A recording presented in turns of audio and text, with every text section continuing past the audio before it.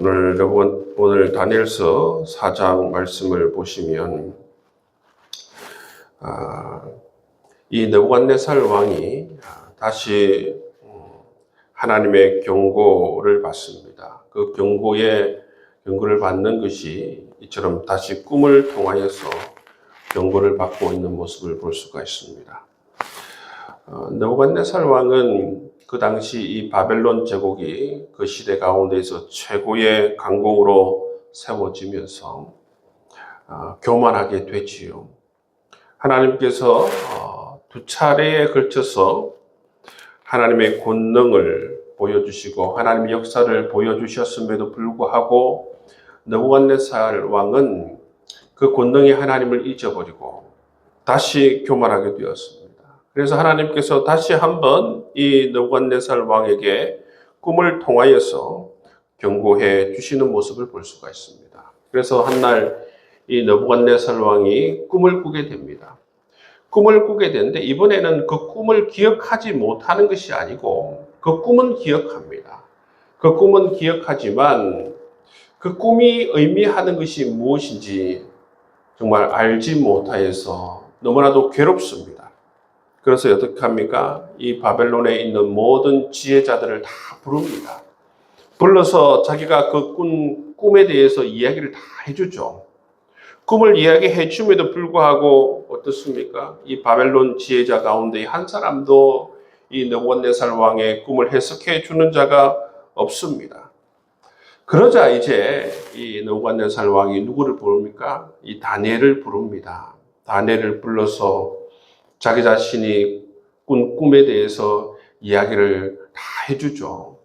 다 이야기한 다음에 뭐라고 합니까? 이 꿈의 내용에 대해서 해석을 좀 해달라고 이 다니엘에게 그렇게 요청하는 모습을 볼 수가 있습니다. 그러자 이 다니엘은 머뭇거립니다. 이 꿈에 대한 해석을 알고 있지만 이 다니엘은 그 꿈의 내용에 대해서 해석에 대해서 말하는 것을 주저하는 것을 볼 수가 있습니다. 그리고 나서 19절 말씀에 보면 내 주여 그 꿈은 왕을 미워하는 자에게 응하며 그 해석은 왕의 대적에게 응하기를 원하나이다. 그 내용이 워낙 안 좋기 때문에 적들에게 그 꿈의 내용이 응하기를 원합니다 하면서 이제 이 다니엘이 그 꿈에 대해서 해석해 주는 모습을 볼 수가 있습니다.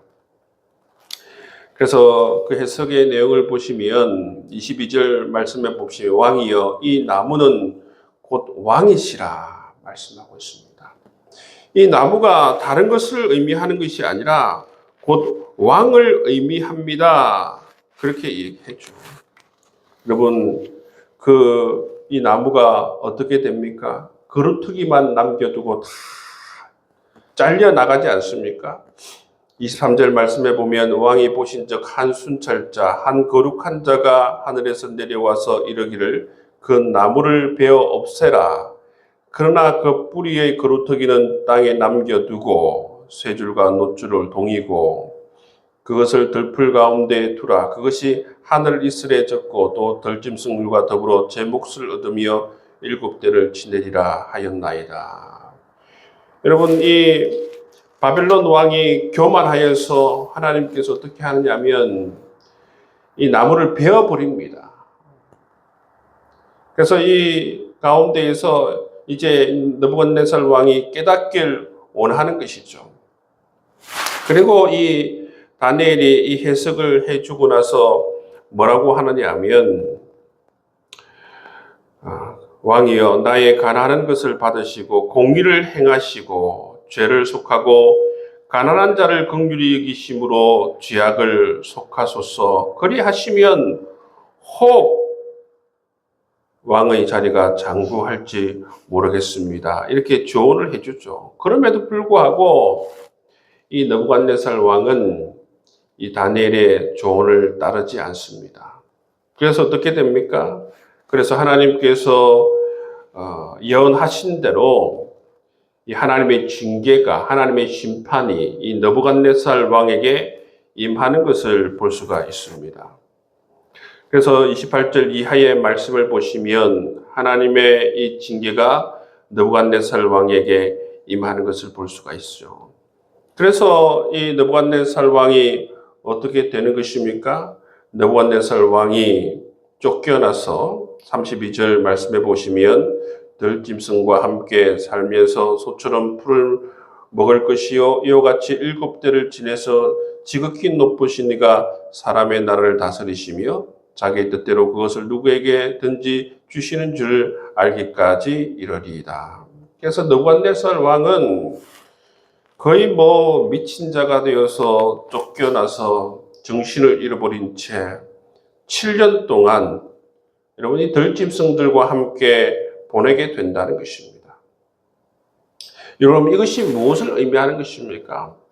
하나님께서는 아무리 세상에 가장 강력한 통치자라고 하더라도 하나님께서 그 총명을 빼앗을 수도 있고 그 자리를 빼앗을 수도 있다는 것입니다.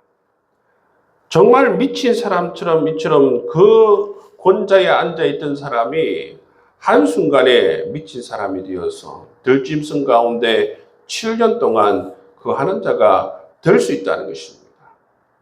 그것은 무엇을 의미하는 것입니까? 자기가 아무리 자기의 권세를 지키려고 하고 또 자기 금신상을 세워서 아무리 다른 사람들에게 정말 충성을 받길 원하지만 그 자리는 하나님께서 주셔야만 있을 수 있는 자리임을 그렇게 말씀하시고 뿐만 아니라 이 세상을 통치하시는 분이 바로 이 느부갓네살 왕이 아니라 바로 하나님이심을 깨닫게 하기 위해서 이 꿈을 하나님께서 보여주시고 또 바로 또 느부갓네살 왕에게 또 하나님께서 이처럼 징계하시는 모습을 볼 수가 있는 것입니다. 하나님께서는 이처럼 네가 통치자가 아니라 내가 통치자이고 내가 세상을 주관한다라는 사실을 말씀해 주고 있습니다. 너는 지상의 이 통치자로서 네가 맡은 역할을 하면 되는 것이다. 네가 맡은 역할을 넘어서 통치자, 이 우주를 통치하는 만유를 통치하는 통치자의 그런 행사를 하면 안 된다. 그런 교만을 들게 되면 이처럼 쫓겨나서 비참한 가운데에서 그렇게 살아가게 될 것이다 라는 것을 하나님께서 이 사건을 통해서 깨닫게 해주시는 모습을 볼 수가 있는 것입니다. 그래서 이러한 경험을 하고 7년 동안 이런 비참한 상황 가운데에서 정신이 없는 삶을 살아가고 나서 이제 34절 말씀을 보시면 그 기한이 찹니다. 그 징계의 기한이 찼다는 것이죠. 7년 후에 다시 어떻게 합니까? 하나님께서 이 느부갓네살 왕을 회복시켜 주시는 모습을 볼 수가 있어요. 총명을 주세요. 총명을 주시니까 어떻게 됩니까? 다시 정신이 돌아왔다는 것이죠. 정신이 돌아오자 느부갓네살 왕이 하나님을 찬양하죠. 이에 내가 지극히 높으신 이에게 감사하며 영생하시는 이를 찬양하고 경배하였나니 그 권세는 영원한 권세요 그 나라는 대대에 이르리이다. 그렇게 하나님을 찬양하는 모습을 볼 수가 있습니다. 여러분 이처럼 느부갓네살 왕이 자기 자신의 주제를 깨닫고 하나님 앞에 돌아와서 회개하며 하나님을 그렇게 찬양하고 고백하는 모습을 볼 수가 있습니다. 여러분 이처럼 하나님께서 원래 원하시는 모습이 세상의 통치자들에게 원하시는 모습이 바로 이런 모습이었다는 것입니다. 내가 하나님께서 이 일을 맡겨주신 것이며 내가 이 역할을 잘 선하게 감당하고 이 땅 가운데에 정말 공의를 행하고 이 가난한 자를 긍휼히 여기고 그렇게 사랑으로 다스리는 것이 내 역할이다. 나는 바로 이런 역할을 하는 왕일 뿐이다. 그렇게 겸손하게 살아가게 하기 위해서 하나님께서는 이처럼 느부갓네살 왕을 징계하시는 모습을 볼 수가 있고 또 이제는 그것을 깨닫고 느부갓네살 왕은 또 하나님의 이 왕되심을 인정하며 하나님을 고백하는 모습을 볼 수가 있는 것이지요. 그렇습니다. 느부갓네살 왕은 이처럼 다시 회복되어서 그 자리로 돌아가는 모습을 볼 수가 있어요. 느부갓네살 왕이 7년 동안 나라를 다스리지 않았음에도 불구하고 그 나라는 계속해서 여러분 안정적으로 그렇게 유지가 되는 모습을 볼 수가 있어요. 정말 이것도 기적 아닙니까? 누가 통치하신 것입니까? 그것은 바로 하나님께서 이 바벨론을 통치하였기 때문에 아무 일이 없었다는 것을 알려주는 것입니다. 그리고 이 느부갓네살 왕에게 이처럼 총명을 주었을 때 그날을 다시 이음을 받는 이 느부갓네살 왕의 모습을 볼 수가 있습니다. 오늘 말씀을 통해서 하나님께서 이 느부갓네살 왕에게 하시는 말씀이 뭡니까? 이 땅의 통치자들에게 하는 말씀이 무엇입니까? 바로 하나님께서 그 역할을 주셨다는 것입니다.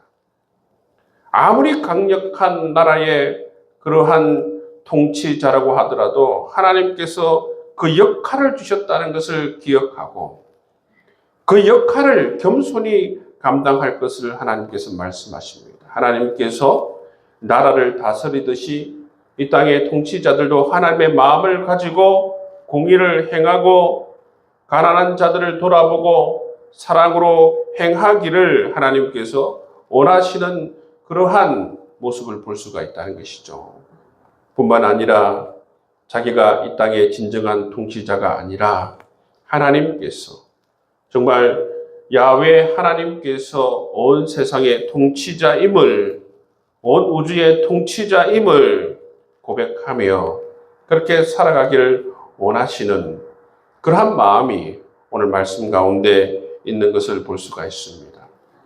여러분, 이처럼 자기 자신의 역할을 넘어서고 자기 자신의 그러한 역할의 범주를 넘어서고 이처럼 교만을 들게 되면 하나님의 징계를 받는다는 것이죠. 여러분, 우리는 흙으로 지어진 사람임을 늘 기억해야 하는 것입니다. 우리는 연약한 사람일 뿐입니다.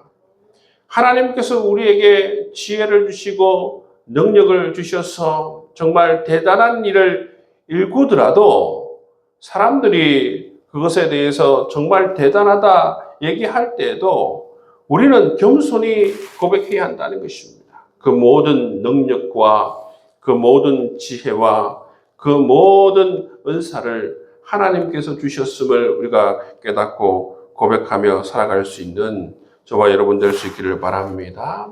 그렇게 우리가 겸손히 하나님을 인정하고 모든 영광을 하나님께 올려드릴 때에 정말 이 땅 가운데에서 하나님께서 주신 평안과 기쁨과 그 은총을 계속 받아 누리며 살아가게 될 줄을 믿습니다.